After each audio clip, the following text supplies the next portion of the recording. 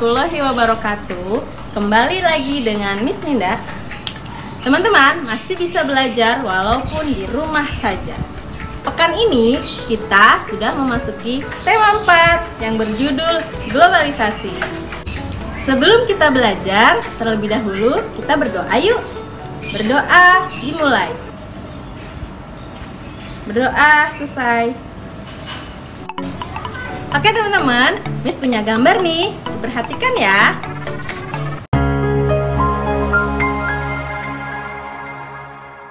Teman-teman tahu kenapa TV dan komputer bisa menyala? Ya, karena adanya energi listrik. Energi listrik tersebut berasal dari pembangkit listrik. Yuk teman-teman, kita simak video proses penyaluran listrik ke rumah. Listrik begitu penting bagi kehidupan, maka tidak ada salahnya jika kita mencari tahu dari mana asalnya listrik yang kita nikmati ini. Dan semuanya berawal dari pembangkit listrik yang mengubah energi lain menjadi energi listrik. Contohnya ada PLTA atau pembangkit listrik tenaga air yang mengubah energi air menjadi listrik. Kemudian ada PLTD atau pembangkit listrik tenaga diesel yang memanfaatkan mesin diesel menjadi listrik. Lalu ada PLTU pembangkit listrik tenaga uap yang mengubah energi uap menjadi listrik. Nah, dari pembangkit listrik ini dihasilkan tegangan 6-24 kV yang nantinya akan disalurkan ke gardu tegangan ekstra tinggi atau gardu TET. Di gardu ini terdapat trafo step up yang berfungsi untuk menaikkan tegangan menjadi 500 kV atau tegangan ekstra tinggi ya. Alasan menaikkan tegangan menjadi ekstra tinggi ini agar listrik yang melewati perjalanan yang sangat jauh sekali bisa menurunkan rugi-rugi daya akibat perjalanan jauh tersebut. Dengan menaikkan tegangan listrik ini, maka arus menjadi turun dan juga nantinya kabel atau kawat penghantar pun menjadi lebih kecil sehingga bisa menjadi penghematan secara ekonomi. Selain itu, tegangan 500 kV ini akan masuk ke gardu tegangan tinggi yang di sana juga terdapat trafo step down. Di trafo step down ini tegangan diturunkan menjadi 150 kV.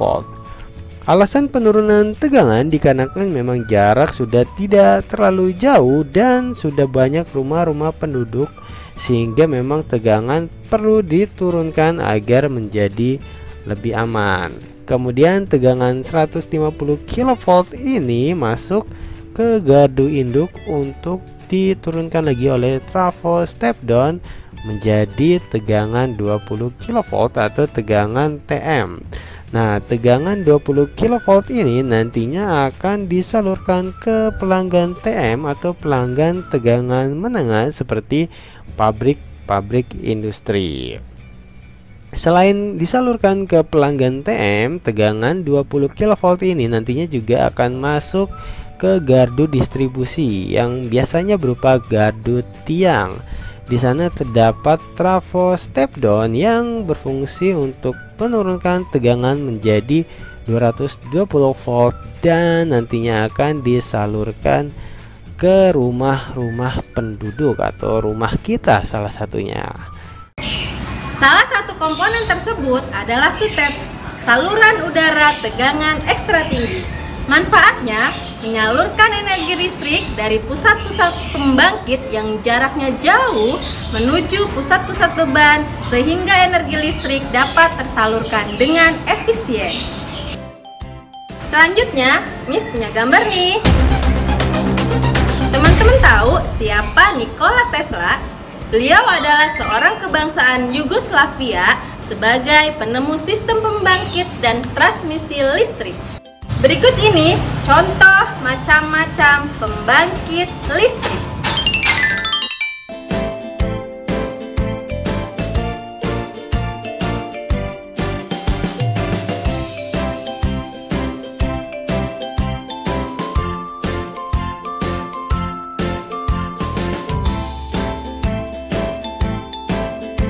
Salah satu contoh pembangkit listrik tersebut adalah PLTA, pembangkit listrik tenaga air, yang memanfaatkan aliran air untuk diubah menjadi energi listrik. Listrik yang dibangkitkan ini disebut sebagai hidroelektrik. Pembangkit listrik tenaga air terdiri dari beberapa bagian.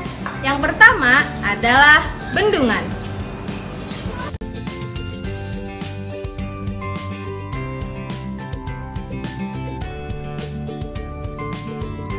Yang kedua, turbin.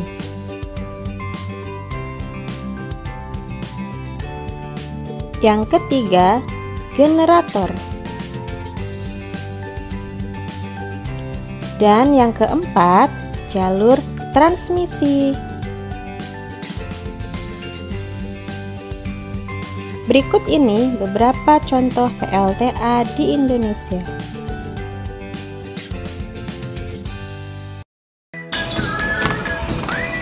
Halo teman-teman, gimana materi hari ini? Mudah kan?